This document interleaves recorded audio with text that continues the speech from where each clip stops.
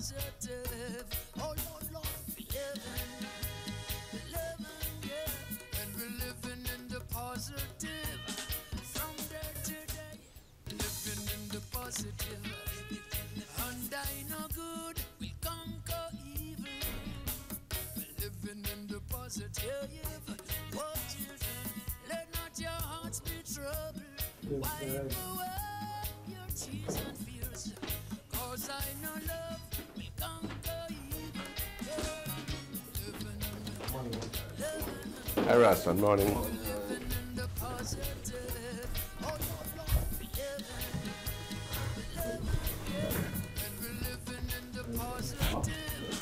From day to day.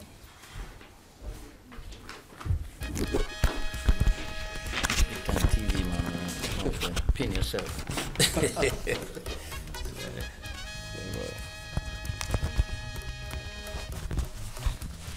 What? Alright. Yeah, man, listen.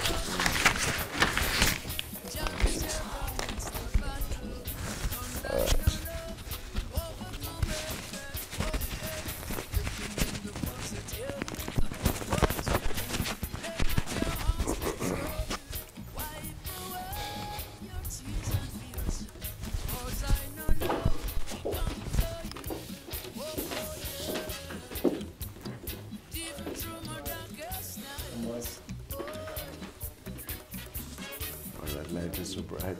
Right. That light is so bright. Yeah, man. Light, yeah. Blinding. Yep. Yes. Okay. Yeah. Whatever you need to do. 5, 4, 3, 2, 1, cue. Good morning, and welcome to Power Talk Live. This is a program where we get to the heart of things, and we're broadcasting live on Power 106 FM and Jamaica News Network, JNN. I'm your host, Ronald Thwaites, and I'm joined by co-host Ralston Hyman of Real Business. And this is The Bottom Line. Morning, Ralston. Morning, Ronnie. How you doing? Fine, thanks. Figuring out the news over the weekend and how it relates to our life here. Yeah. I picked up that in Barbados, the government of Prime Minister Motley, picking up the pieces, as we had to do some years ago. 2012-13, yes. Is going to lay off 1,500 public sector workers, but they are going to maintain their exchange rate of 2 to 1, which I'm told is a highly emotional issue in Barbados. Right. This is part of their arrangements with the IMF. Yes. And in addition to that, their bondholders have had to take a haircut of about 30%. Yes. Now, I'm interested in your views about that strategy. I think you know a little bit about that economy. Yes. And if you can compare it to our situation, because while we have had, we've got accustomed to chronic devaluations, yes, which we can come back to later, the issue of the mass laying off of perhaps, 25–30% of the public sector is one that we have not faced. Precisely. Will we have to? No. Well, the problem is that if you are going to maintain the fixed exchange rate for a particular period of time, then it means that the adjustment will have to be taken elsewhere. So they have decided to take the adjustment on the side of the public sector.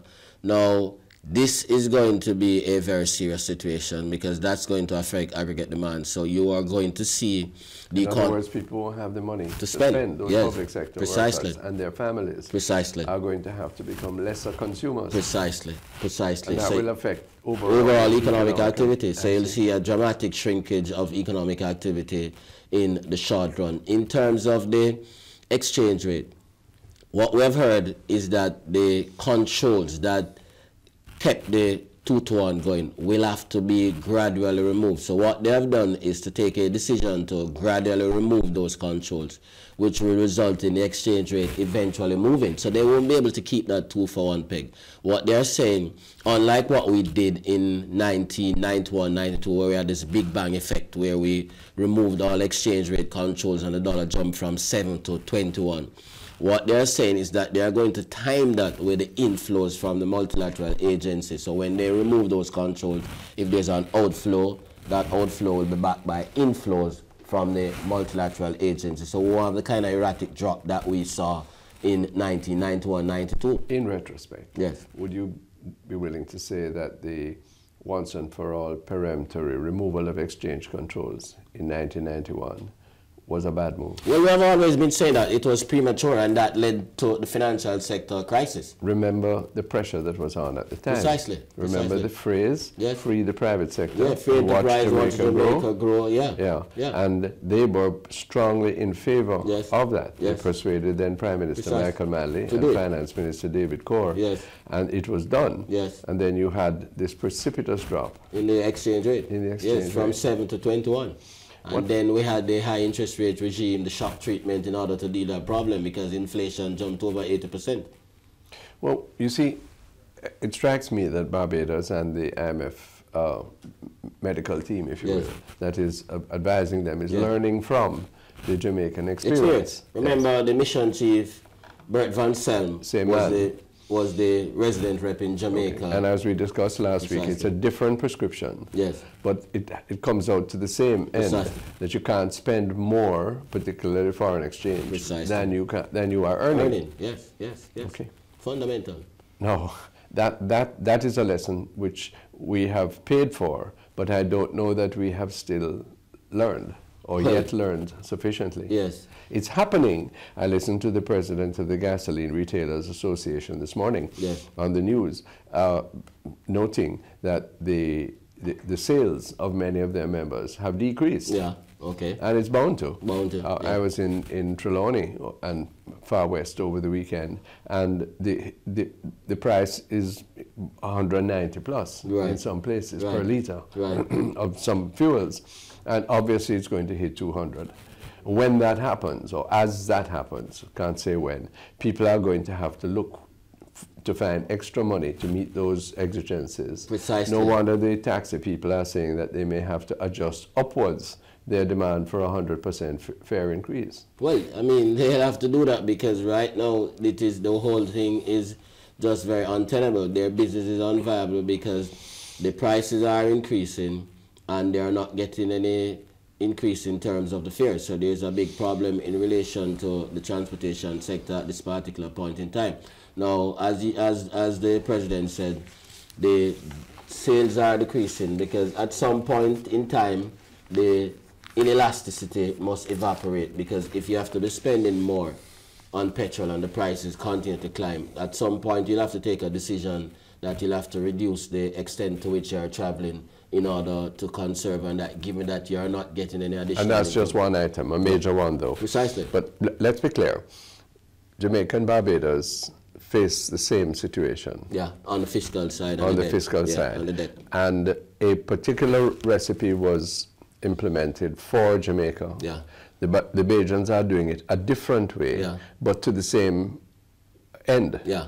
Now, it still though begs the question, because no matter how you devalue, if you still are spending more and your GDP is not growing, spending more foreign exchange and yes, your GDP is not growing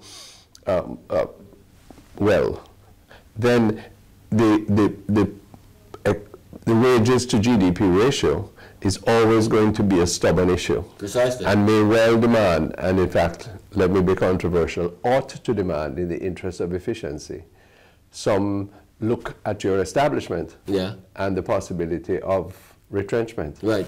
So the objective is to accelerate economic growth. So if you are not going to take it on the wage side, it means that you'll have to be growing faster.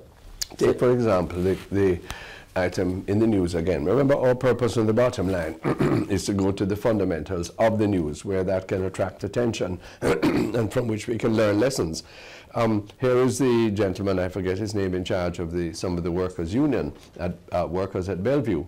Okay. And the Ministry of Health, quite correctly, at long last, is deinstitutionalizing most of the people who are bivouacked at Bellevue, largely as an old people's home, because they're no longer receiving treatment that requires them to be confined there at huge expense. And the response is, Okay, but what about the workers? Yes. Now, everyone wants to be careful about a worker holding on to their job, but the society does not owe anyone. No one is entitled to a particular job. Right. What you are is entitled to the opportunity to work. Yes. Yes, there's a big difference in that, you know. Yes. We used to think of a job, it was once expressed in terms that I did not agree with then or now, as being a job is a worker's possession. Right. It's not a possession. No, we are pointing a new economy, globally. So the question is now, are we going to be able to find other places for those many, many workers in our situation? As in Barbados, they are saying, okay, we'll try and come and give you a quarter acre of land or a grant that may help you, or you will go home with your redundancy money rather than have to wait on it. Yes. All good. Yes. But in fact, the society is changing radically Precisely. to fit a new economic reality. Yes, yes, yes. In both instances. Right, right. And it is a global phenomenon that the global economy is changing and workers are going to be displaced. So there's no permanent job again. It means a constant process of re-education. Hear what Mr. Hyman is saying, training. listeners and viewers, there is no permanent job again. That is sending chills up the spines of many people, but it is an absolute economic reality. Yes. Yes? Jobs are the permanence or the sustainability of jobs are related to productivity and to the overall economy of the enterprise and the nation, particularly in relation to the public service. Precisely. So structural and technological employment is going to increase globally, so people have to be constantly retraining in order to find a way out. Technology increasing, the structure of the economy is changing, not just in Jamaica, but globally. Which reinforces the line taken by Dr. Peter Phillips, reported from Beijing, where he's visiting, that the increase in technical training and capacities has to become even more of a priority than we have recognized. Precisely, precisely, precisely. No, that has to be translated into a system of adult education, as well as into the texture of in-school education. And then when we come back from the break, we are bound to ask your view. Some gentleman, I think he's from Canada, came here recently, and in the flippant way that many of these overseas people come, said that Jamaican businesses, and I take it all of us, have to get used to a flexible exchange rate. Okay. Well, okay, sure, but then how do we react, and how does business instinctively react to a flexible exchange rate? That will affect how much food you can buy with your dollar, how many miles you can travel with your gas, and so much more that I didn't hear coming out in those printed remarks. We'll soon come back. We're at the bottom line. Looking for a partner that will stick with you for life? Then look no further than JPS and Partners Cooperative Credit Union, with financial offerings to take you from birth to the tomb. The time by JPS and Partners Employees Cooperative Credit Union, your financial partner for life, is 10:15. Inviting all leaders to the Global Leadership Summit on October 25 at the Montego Bay Convention Center and Hope Fellowship Church. This amazing one-day leadership conference will feature presentations from some of the most accomplished leaders globally: John C. Maxwell, Carla Harris, and T.D. Jakes, among others. Tickets $13,000 per person. A Montego Bay Chamber of Commerce endorsed event and hosted by Jamaica Link Ministries. For registration or more information, visit www.gls.jamaicalink.org or call us at 876-979-2648 or 876-343-2252.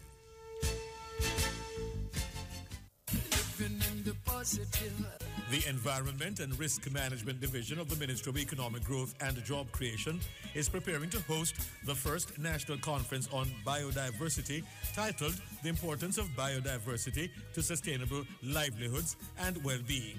The conference begins Wednesday, October 17 at the Spanish Quarter 10, New Kingston, starting 8 a.m. Join Power 106 with a live broadcast of Power Talk from the event. The broadcast brought to you by Ministry of Economic Growth and Job Creation. That's a live broadcast of Power Talk with Ronnie Thwaites, 10 a.m. to 2 p.m. from the National Conference on Biodiversity, Wednesday, October 17 at the Spanish Court Hotel, New Kingston, right here on Power 106 FM.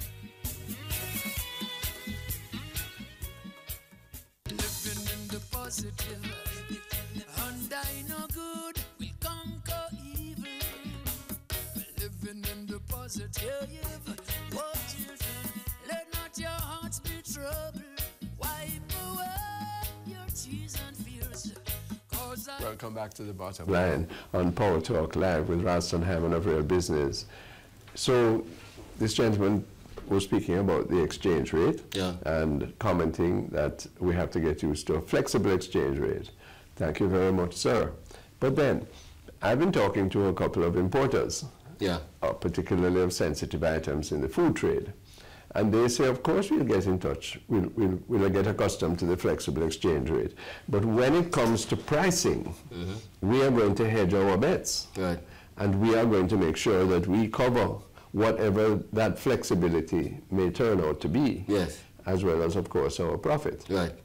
Now that places a heavy burden upon the consumer. Yes, certainly. The dollar has moved from the high 137s back to 132 something. Yes. But in terms of pricing for goods coming in, I do not think many are going to price at 132. No, because that is why when we're talking about flexibility, we want to clearly define it. Flexibility is different from volatility. So we agree that the exchange rate can't be fixed. It must move.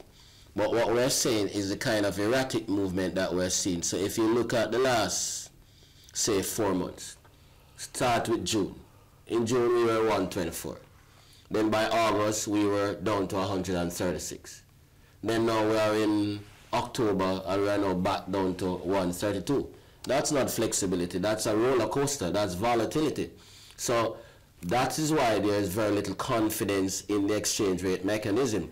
And if you notice the Business and Consumer Confidence Survey, which covered the third quarter, the Anderson survey contended that many entrepreneurs actually pulled back on investment spending decisions because of the problems, the uncertainty in relation to the exchange rate. Which, by the way, we should tell our listeners and viewers, Don Anderson will be coming to speak with us later this morning on that very matter. But you're pointing out the results of his poll. Precisely.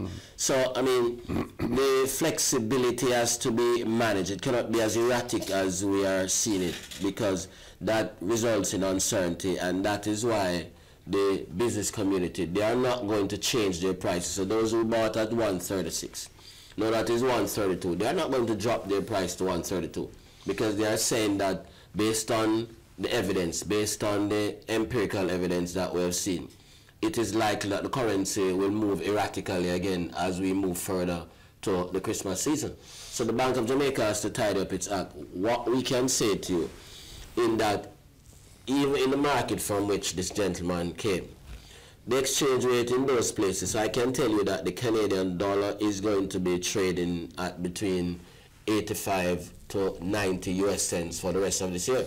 I can tell you that the pound is going to trade between $1.31 and $1.35 for the rest of this year. So there's predictability. So although there's flexibility, there's also predictability. Our flexibility is about volatility and erratic behavior. Well, one could merge into the other, but it will take some time. Precisely. And it will take the culturing of a great deal of trust, which in fact the system has not yet earned. Precisely. I think that's the fairest way to put it. And the Bank of Jamaica will have to build trust by the way it performs. Yes. So when the governor speaks in relation to the currency, the people must see it happen. Then they'll take it seriously. But if you say one thing, that the currency is appropriate here, and then within a week or two, it's over there, and then it's over here the next day, then the people will not take that seriously, and the credibility of the central bank in that regard will be severely damaged. Right now, the central bank has to build back credibility, because we moved from 124 when there was nothing fundamental to suggest that, then we moved to 136 when there was nothing fundamental. And you brought to my attention an instance where the Bank of Jamaica was 138. Right. And why would they have done that if they wanted to maintain trust? Precisely. And then there was confusion as to whether the exchange rate was being allowed to drop in order to hit a particular inflation target. And then the mission chief from the IMF said, yes, exactly, that's what we're doing, while the governor was saying something different. So credibility is important if we're going to be participating in this regime in a way that is consistent with trust. Let's spend a few moments more on that issue of trust, which is critical to economic activity and to social relations as well. The government has collected a great deal more tax this year than before. And Dr. Damian King and others have been speaking recently about the need that we have all acknowledged to widen the tax base. However, I need to ask, is this increased collection of tax, this surplus beyond our projections, isn't this a vindication of the government's policies? Even although people may be squirming and have less to spend, after all, there haven't been any ostensible or many ostensible new taxes. There have been some. And if you have more money, then presumably you could use it either to pay down more debt or to invest in some of the social programs that those who are beset by the increased taxation, mostly consumption tax, really need. Well, if you look at where the bulk of the increased tax is coming from, it is coming from the tax on fuel, and it is also... The tax on fuel? Yeah, right. Yeah. Now, that's a drag on the economy. It doesn't appear so. Well, maybe it is, but people, partially the gasoline retailers, still continue to travel. And of course, I wonder, one of the reasons why the governments are unwilling to even consider whether we have reached saturation points with motor vehicles, yes, apart from all the other concerns, is that the more motor vehicles that come, the more tax surpluses are likely from that source. Yeah, but if you did a proper cost-benefit analysis and look at things like the IDB is saying, then you'd also have to do the evaluation as to how is it that the congestion on the road is impacting on GDP growth. But those are long-term considerations. How is it that they... With short-term manifestations. Right. Yeah. How is it that they... All I want is more, if I were government, I might say, all I want is more money in my pocket. I mean, so I can drop it here, drop it there, particularly if I'm preparing for an election. That's happening if you're dealing with a political cycle, if you're dealing with long-term economic growth and sustainability in the country. What's best for Jamaica? Long-term economic growth and sustainability. So if you're just about politics 5-year cycle, then that would be... So then our listeners and viewers then have to be discriminatory in terms of who they chair and for what reasons. Precisely. Yes, and what they express caution about. Right. Because while the rifling from our pockets in terms of taxation is ubiquitous. Right. First of all, many are evading it. Yes. Okay. And secondly, the quantum that is being taken. Yes. It may not help us in the long run unless it is applied in a particular way. Precisely. Precisely. So, I mean, look at what is happening internationally. So there's this incident between the Republic of the United States of America, Turkey, Saudi Arabia over Jamal Khashoggi. That's the journalist. Been killed. That's a problem in relation to crude prices. It complicates the situation because the Saudis are seen as a bulwark against the Iranians. There's a decision coming up in November in relation to the ability of the Iranians to sell oil. All that means higher international crude prices. So we could see crude prices, that's our biggest import. Well, where's the money going to come from? I wonder because the Saudis over the weekend have fired a shot across the bow of the world ship and said, look here, if you trouble us, if you ask us too many questions, or if you come to conclusions about this particular murder too quickly, then what we're going to do is retaliate. Well, that has been changed now, and they are now saying, oh, by the way, it's a botched interrogation. I understand that. Yes. But still, if nobody believes that, yes, which most people are not likely precisely to, except Mr. Trump, right, if they decide to manipulate the oil price, right, yes, or to increase their avenues of tension within the Middle East, whatever they do, it is going to lead higher crude prices. yeah, what is it? What are crude prices? Because $75 per barrel. Because 75. Yeah, remember, it was about 67, 68. Right, precisely. 2 months ago. Yeah, the Donald wants them to bring down prices. Now, if they are going to retaliate in relation to the Donald, it means that they are going to do things to make prices. Direction. Precisely. And then there's a problem in relation to the Iranians, which is another problem that is going to lead to higher oil prices. So in terms of the sustainability of all this thing in Jamaica, it means higher oil prices, and it means that it is going to have an effect on the balance of payments. So we're talking about higher oil prices at the same time while we're talking about higher interest rates. The bloat news this morning was that the U.S. budget deficit is now up by 17% to $779 billion. The budget deficit means that America is spending 17. The Donald spent $779 billion more than he collected than he collected, yeah. And this is the richest country in the world. Precisely. They can manage to do so, yes. To postpone the reckoning of that. We can't. No, but they do so at our expense. Of course. The Chinese are the largest buyers of U.S. government debt externally, and they are in this Cold War with the Chinese. Now, the Chinese are saying we're not going to buy anymore. It means that it has to come from emerging markets. One of the things that the price will go up? Yeah, one of the things that Christine Lagarde said at Bali. Bali is the Indonesian island where the IMF met on Friday and Saturday. She's extremely concerned about the global debt to GDP ratio. Global GDP, 81.25 trillion. Global debt, $182 trillion. That's 224%. And the impact that will have on interest rates and emerging markets like Jamaica.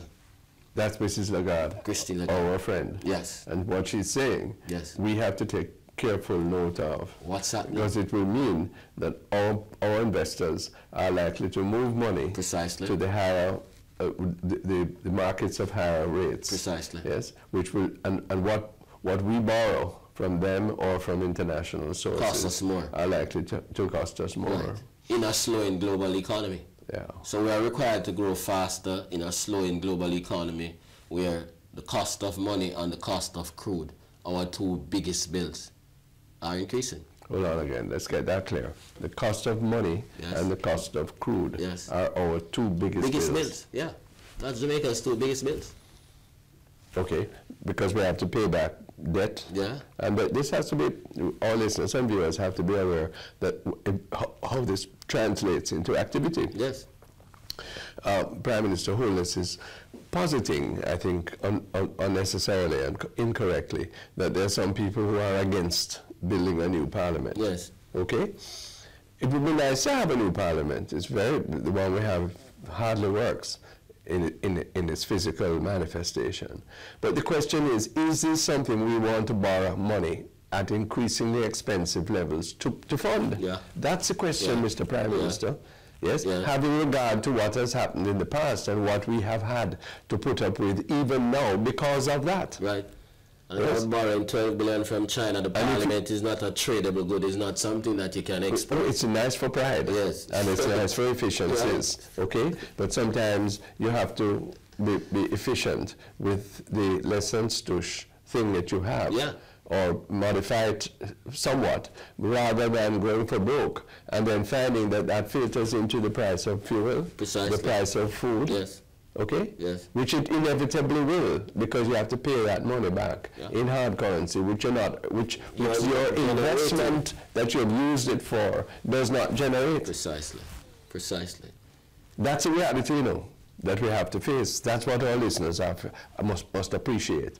So the more we end the superficial arguments about who wants what and where it should be and all that's way down the line. Yeah. There's an issue of principle, of economic principle, and the social consequences, yes, of our economic activity that we must take into account. Yes. At the end of the day, it has to be paid for. Of course, you know that I still can't engage the House leadership in in a debate as to whether we should really undertake zero budgeting, which is to look at every single expenditure and see whether we are getting value and whether it fits with our fundamental priorities. Maybe we don't have any fundamental priorities, one of which has to do with the housing for the people. And as we end the bottom line for today, when we come back, we'll be joined by Opposition Senator Damian Crawford. He has made suggestions on a rent-to-buy system to address the issue of squatting and, of course, of low-income housing generally. We'll hear more on that when we come. Soon come. Power 106 FM. The time is now 10:31. Surprise, surprise, surprise. Always a pleasant surprise at Broadway Surprise. You'd be surprised at the prices, surprised by the selection, surprised with the customer service. Everyone loves the surprises at Broadway Surprise. Sheeting fabric, 108 wide taffeta lining, men's suiting, drapery, satin and interlock. Call 922-2596. That's 922-2596. Start your day with Morning Agenda, your early dose of critical thought discussion on current and topical issues in the public conversation space. Join hosts Daniel Archer and Jodian Quarry as they explore developments in local and international news and current affairs and get concrete answers from the newsmakers. Here the hosts examine significant issues within society that are essential to creating a better Jamaica. From the latest in business happenings to what's happening in your community, at home and abroad, get your information fix with Morning Agenda. That's Morning Agenda with Daniel Archer and Jodian Quarry. Weekdays 6:55 to 9 a.m. right here on Power 106 FM. Ready, set, save big on all your brand name items in the Home and Things Best Brand Sale event. Get the lowest prices on tiles, bathroom fixtures and faucets, laminate flooring, lighting, windows and doors, plus more, even on new arrivals. Shop top brands like American Standard, Moen, Corona, Hunter, and Angel Grace. Visit our showrooms at Old Road Road and Constant Spring Road. The best brand sale event now on at Home and Things. Shop now for the best brands, big value, and even bigger savings. Living in the positive, and I know good will conquer evil. Living in the positive, what you think? Let not your hearts be troubled. Wipe away your tears and fears, cause I know love will conquer. Welcome back to Power Talk. 106 and Jamaica News Network. We blend radio and television to give our listeners and our viewers the best of analysis on the affairs of the nation. We're now joined by Opposition Senator Damian Crawford. Damian, morning. Morning. Happy to have you. Great, good. Now, the time we have today is to be used for you to explain what is your idea about building rent house for people who can't afford or can't find a house to own. Well, let's start at what the issue is. There are three ways in which a person can legitimately have shelter. Well, not legitimately, that they can have shelter. The first is to own, which can either be direct or mortgage. The second is to rent, and the third is to squat. Now, we have found that we have a very great problem in Jamaica, that the majority of us are squatting or renting. Now, remember... It must be about 1.5 million if you add the two categories together. Yeah, a little more. So if you really check the situation, squatting already is said to be illegal, so we're taking that off the table. But renting has an even graver problem that we have not observed. One of the reasons they say that your income at retirement can be less is because you have no cost of housing. Most mortgages end at the start of retirement. So if it is that we have a system that most people don't have the ability to reduce the cost of housing because you never had a mortgage, you continue to pay rent. And if you continue to pay rent in a situation where we don't even have a pension, then we're looking at elderly people without an income and by extension without a home because they are paying rent. So we have to try and find a way to make more of our people own homes for that simple reason. Now, what are the deterrents to owning a home? Two deterrents exist in the main, especially for a mortgage, is the down payment, the ability to find the initial down payment and the closing costs. And also the cost of the mortgage. Right? So therefore the monthly payment. So I have proposed two possible ways to solve both issues. The first is for the down payment, which is the rent to buy. Now, what is a deterrent to saving the down payment is that while you're renting, the cost of renting, you can't save. You take away the savings. Yes, you can't save. So I am spending $75,000 paying somebody else's mortgage, yes, and will never be in a position to make my own down payment. So I'm saying that if it is that you're paying $50,000, then NHT could build houses, starter houses. That if it is a 50,000, and I'm using 50,000 just for mathematical ease, right? If I said 37,000, it reduces mathematical ease. But if it's for 50,000, then 20,000 will go to maintaining the asset, and 30 go to a saving. Within 3 year, 5 year, whatever the mathematics is, you then have that full down payment, and you transition from a renter to a buyer.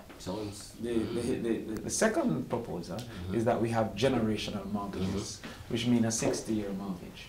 Now, a government, as you know, Ronnie, isn't in a position to change the world in a day. And unfortunately, because of our 5-year election cycles, we often try to just give evidence of something in 5 years. That's why we build so much roads and so few schools, because it is evidence quickly. I'm patrolling over patrol, I'm working. So what we're saying is that if it is that my mom took a mortgage over 60 years, the cost of payment is dramatically reduced. But then I can inherit that mortgage, right? And because of inflation in wages, etc., that would be a very minuscule mortgage for me. But it was a strong mortgage for my mom.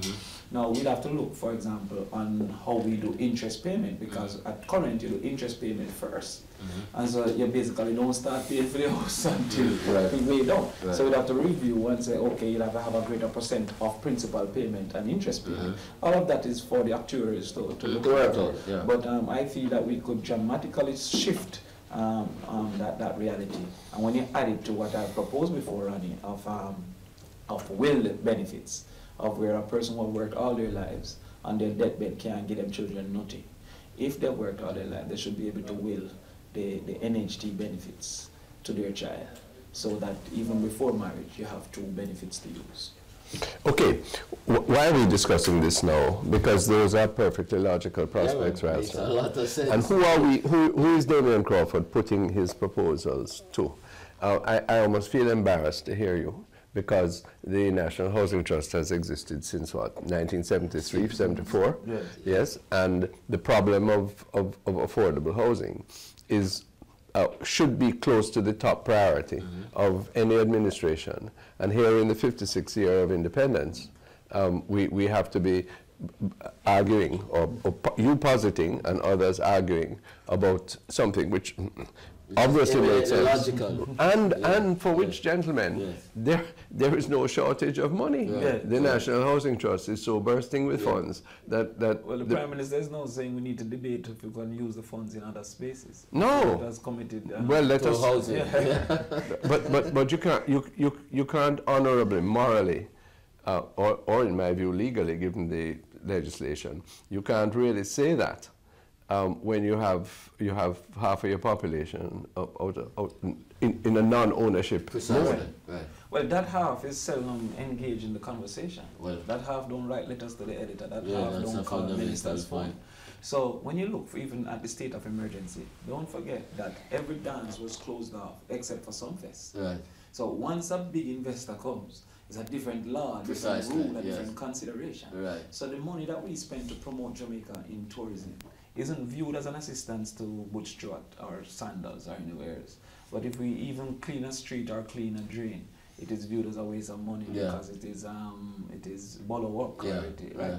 So what you have seen is that the influencers of political opinion and the influencers of policy by extension are those who are not affected by the ills of the society. What about the other aspect of it?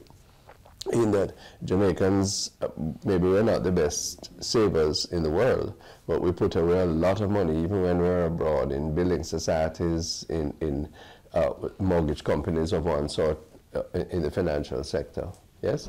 And they have never applied their mind to the issue of housing the population. They've taken piecemeal approaches, usually with outcomes at levels that people can't afford. Yeah. I mean, Portmore is partly an exception to that, but an inadequate one, having regard to the fact that probably close to 1 million Jamaicans are squatters. Yeah, but one thing is they work closely with the NHT. So if we got the NHT, they do. If we got the NHT to look at what Damien is saying, that would filter down to the building societies because they have this blended thing between the NHT and the building societies. The worst step a nation can make is to depend on the private sector for policy. Yeah. Right. The private so sector it would cannot start be at the the leaders of NHT. policy. The private sector are demanders of profit. Yeah. So therefore, it is government that should now generate policy, and by generating that policy, make it profitable to go with that policy. Yeah. But here, this man, no? The worst thing that a nation can do is to depend upon the private sector for policy. Yes. they are concerned about other people. Profit. My listeners and viewers, you know. And your here can't stand on him, but theirs is. But it's self-evident. It's true. Yeah. Which is why I'm very concerned. We find so many profit seekers at the helm of our policy direction now. We see what is happening even with coffee. That profit seekers are now determining what our policies should be. To the detriment of the industry. Of the people. So therefore, that's fundamental. We have to really start to look back at those things. But what is the problem is that Michael Manley recognized that the private sector wouldn't drive housing for the poor, housing for the persons less capable. But there's some other issues with housing that we are ignoring, like the Airbnb. Yes. Because what the Airbnb is doing is to cause for housing to be seen as an investment, a business. Yes. And once it's seen as a business, a man is willing to pay more for it because he's getting a certain level of return. So what is forcing is for middle-class house owners now to having to overpay for housing. Because the next man is looking at it as a business. Precisely. And so if I'm renting to live versus renting to rent, I'm going to pay a little more and therefore drive up the price of that. Correct. So it's not well, you have to compensate, don't you? Because it is a good thing to rent to buy to rent or to rent. Yes. If that is going to increase aggregate demand, if it's going to earn foreign exchange, you wouldn't want to turn your head against that. No. What it does is, so remember, that every positive also have a negative. You have to look if it's a net positive or a net negative. It. Certainly. So what has happened is, as I said, it forced the middle income, the man that would live in New Queenstown, is now going to compete on the crossroads, then forcing the man that would live in Crossroads to go and compete in Tivoli Garden. Yes. Therefore causing the general cost of housing to increase. Right. And that now is something that we have to consider. Precisely. Many countries, Spain most recently, have banned Airbnb because of the impact on the cost of housing, on general housing, and have put even some rules to make it difficult for a person to simply just buy a house and then own it for income. Right, and if we're not going to do that, we'll have to look at the supply side, how we improve the supply, which comes back to what you have been talking about. Yeah, I would like us to go in the way that you say Spain has, but then the only way you can avoid that if you want to balance things. It's to boost the supply side. To boost the supply side. Yes. And that, I mean, I heard a report of one public housing agency today, and we saw the Auditor General's report, and the regretful thing is that we are not making the housing starts that we say we should. That we say that we're going to. And we have to ask ourselves a fundamental question: why? Well, some of the things that David highlighted. The influencer. But Ronnie, there's a more fundamental change that we can make to housing that we have even ignored, which is the family. We have a 1/3 higher demand for houses because of the number of single parents that we have in Jamaica. If families are together, you're saying? If families are together, we have a less demand for houses, housing units. And many other virtuous issues. We'll come back from the break. This is fascinating stuff, you know. What about the moral hazard that many developers, even the public ones, raise that, boy, you know, if you rent to people, you can't get them out and they may not pay, and it's going to be financially draining. What about the scope of this problem? Because, you know, some of the estimates are that if we really wanted to tackle housing deficiency in Jamaica, we'd have to be starting about 25,000 units a year. We're probably close to 10% of that. And then there's another stubborn issue, you know. You can regularize housing, but then you need infrastructure. You need roads, you need sewerage, you need light, you need water, and that's big costs too to the state. So this is not a problem, but we're glad for the fresh new ideas that Damien Crawford is putting forward. And they're not fresh new, but they're fresh old ideas. When we come back on Power Talk Live, there's more. No, again, if you look at equipment rentals, screens, projectors, speakers, microphones, and more. Call Multimedia Jamaica Limited at 733-2637. The time by Multimedia Jamaica. weather brief is brought to you by K's Pharmacy. First one in and last one out of Kingston. For complete prescription service, over-the-counter drugs, unusual and unique gift items, a wide variety of greeting cards and more, visit K's Boy, Pharmacy. but Damien, one of my Shop concerns, 16 to 17 poor Dwayne Park Ruston, Plaza, he tries Kingston. hard. All But all major of these health issues schemes, credit really and need debit cards canvassing, really accepted. need, Telephone discourse. 933 And then you have a guy like 2843. Keith Duncan, That's 933 who 2843. it is in his K's DNA Pharmacy, first one in just and last one to be out. supposed to thing. And it. reactionary thing. I said, Yes. How much money you want? The trough is expected to Yes. be across the island through to tomorrow. By tomorrow, also a high-pressure ridge is expected Yeah. to move across the island. Yeah. This morning, If you allow particularly finance across to eastern do parishes, what it wants mainly to do, fair elsewhere. it This affect the afternoon, bread one basket scattered dramatically. showers and isolated thunderstorms. It's a separate make oil, but them import repetition. The information for today's weather briefing was supplied by the Meteorological Service. Almost 80% Today's have weather to check brief that is brought to you by K's Pharmacy. First one in and last one out of Kingston. Protect or to analyze Them give me the wrong light switch. Nonsense. Nonsense. And the way you implement it also makes it difficult because you mismanage it Electrical Depot has all your electrical items for your certain direction already. All right, Because the whole but process was our party has not been clear enough. And I say this in ransom. Don't tell me I'm going to electrical depot. Call us today at 755-0994. We're not going in the right direction. The Environment and Risk Management Division of the Ministry of Economic Growth and Job Creation is preparing to host the first national conference on biodiversity titled The Importance of Biodiversity to Sustainable Livelihoods and Well-Being. The conference begins Wednesday, October 17 at the Spanish Court Hotel, New Kingston, starting 8 a.m. Join Power 106 with a live broadcast of Power Talk from the event. The broadcast brought to you by Ministry of Economic Growth and Job Creation. That's a live broadcast of Power Talk with Ronnie Thwaites, 10 a.m. to 2 p.m. from the National Conference on Biodiversity, Wednesday, October 17 at the Spanish Court Hotel, New Kingston, right here on Power 106 FM. Precisely. And he's not saying anything. Microphone check 1 2 1 2. Nobody knows his position on any of the national issues. As a member of his task force, I have a big problem with it. It's not working. It's not working. Come now, we need time to talk. Respect. It works on WhatsApp. There's a WhatsApp phone for the right. Trust me. Well, if you see our groups, internally, we did half of the time in the outside. That's the point I'm making. That's the point I'm making. My WhatsApp man. Ready, Superintendent? 5, 4, 3, 2, 1. We're talking about something that's critical to the nation, critical to the crime issue, to social cohesion, that is the housing of the people. Yes? Damien Crawford is with us. He has some interesting proposals. Ransom, you were saying? Yeah, and I'm saying that's fundamental because if you look at the so-called informal communities or the squatting communities, many people tell you that the bulk of the criminality takes place in those communities. So if we were looking at dealing with criminality at the secondary level, it means that housing would have to be a priority. Housing and infrastructure upgrade. You were saying Inter-American We saw the Development IDP Bank? report, the Inter-American Development Bank report, which contended that we have not been spending smartly on criminality because most of the money goes to policing rather than dealing with the underlying social conditions such as housing and the lack of infrastructure which facilitates the criminality.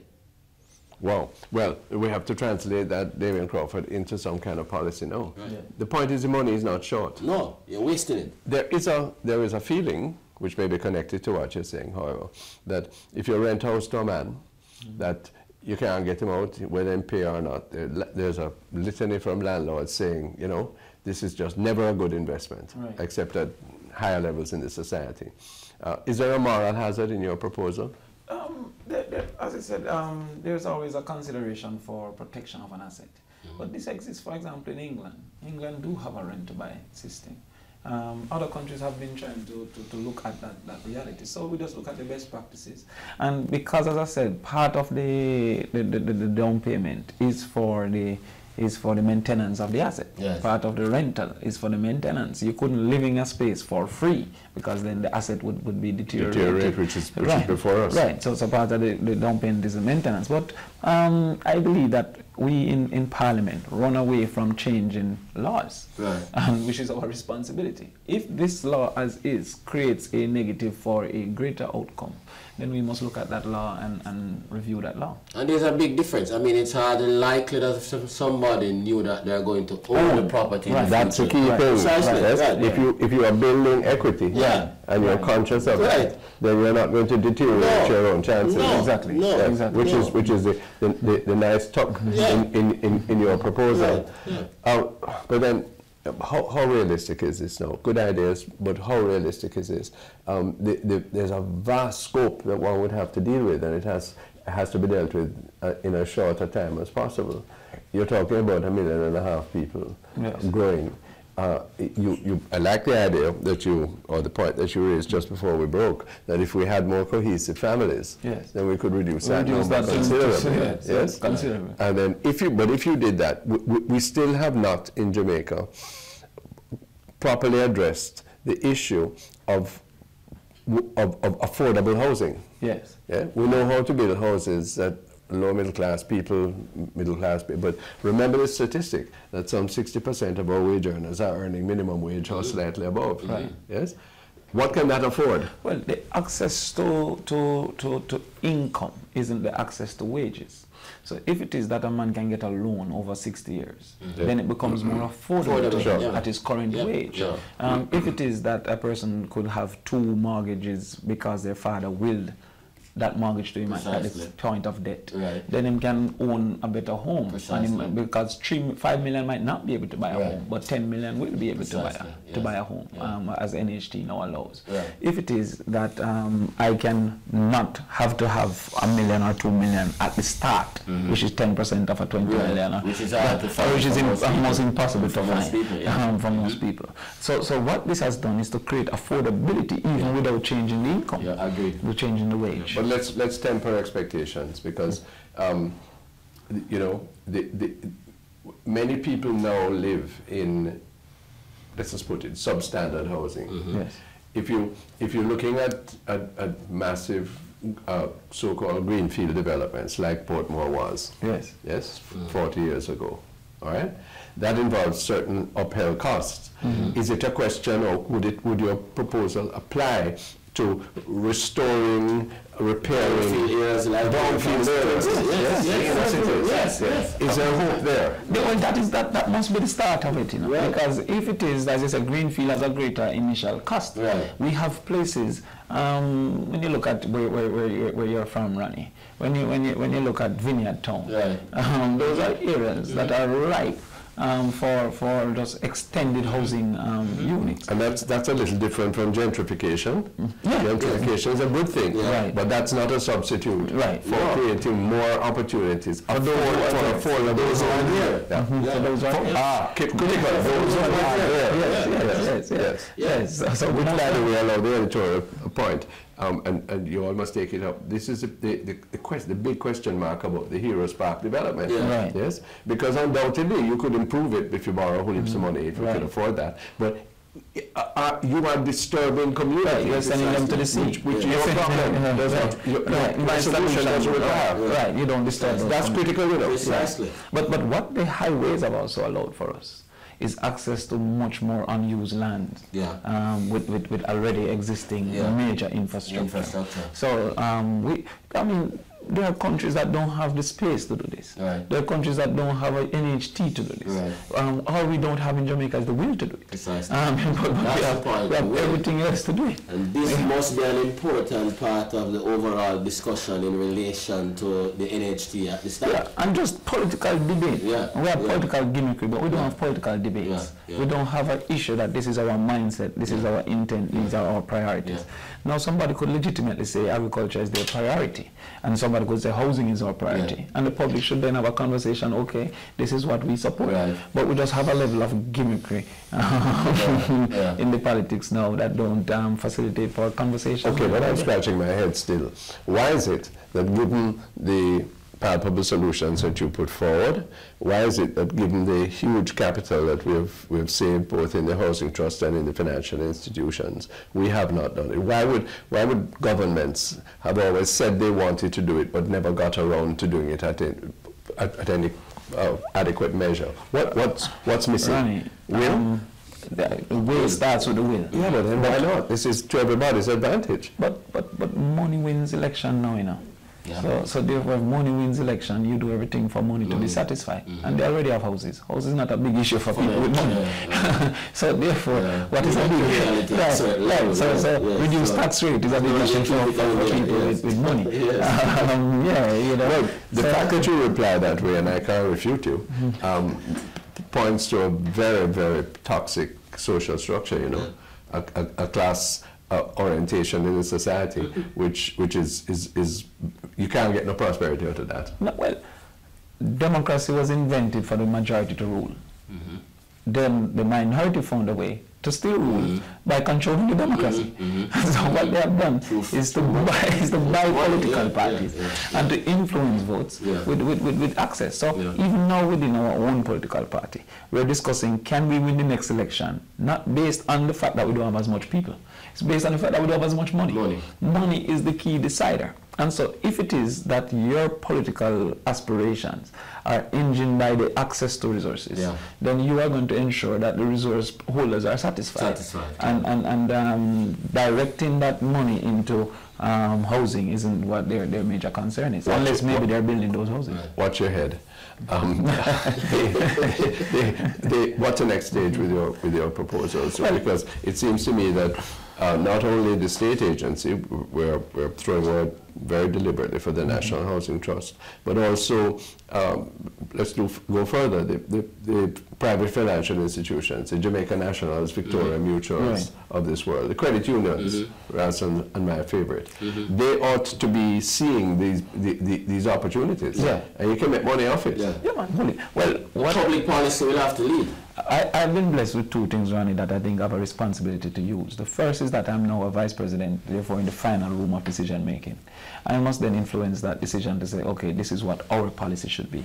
But also, I have an ability to gain public attention. Things that I say, people at least are willing to consider. They might reject it, but they're willing to consider. So what I'm trying to do is to create that public pressure, that movement within the nation to say this is an issue. More so than our dead babies are, but a serious issue that we should be lobbying for and pressing governments to implement. Because if the people realize that they do have power, they just give up on it, but if they do realize that they have power by me engineering certain things, conversation within the public, then I believe that we might be able to. The bottom line, as I'm getting from this discussion as we close, is that we do have the way to do it, we do have the money to do it, and we do have the need to do it. That is to improve the living conditions, the happiness of a home for the majority of our people. We haven't been doing it adequately now. We could do so. Damien Crawford's idea is the germ, the wheats, the yeast that could make the difference. Thank you, Senator. Thank you for keep it going. Opposition Senator Damien Crawford. After this break, we'll be joined by Don Anderson, Managing Director of Market Research Services, looking at some of the confidence surveys and much more. Soon come.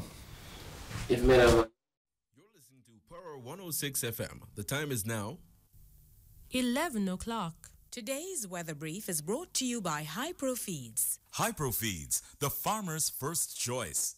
For generations, deep in valleys and on high hillsides, in small pens and wide open lands, Jamaican farmers have nurtured dreams to reality and sown labors into success. Strong, sturdy hands have raised flocks, families, and faith. Yet they keep pressing on, because for them, growth is a passion, a promise, a purpose. For them, growth is a way of life because they grow with Hypro. Now for today's weather brief.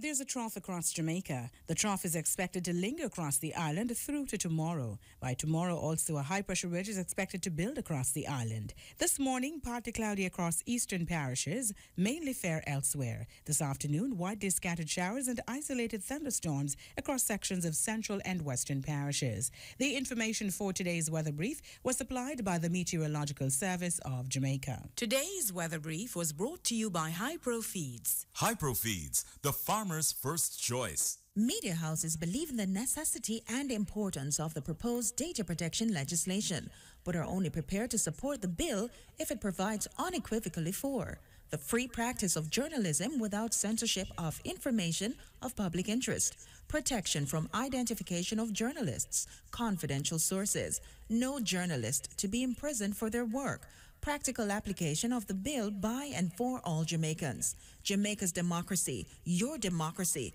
depends on journalistic freedoms. This message was brought to you by the Media Association of Jamaica Limited. Living in the positive. October is Breast Cancer Awareness Month, and Friday, October 19 is being observed as World Mammography Day, themed breast cancer. Find it early, live longer. Tune into Power Talk from 10 a.m. to 2 p.m. on Friday, October 19 from the offices of the Jamaica Cancer Society as we seek to encourage women to do an annual mammogram. This broadcast is brought to you by Biomedical Caledonia Medical Laboratory Limited, CGM Gallagher Insurance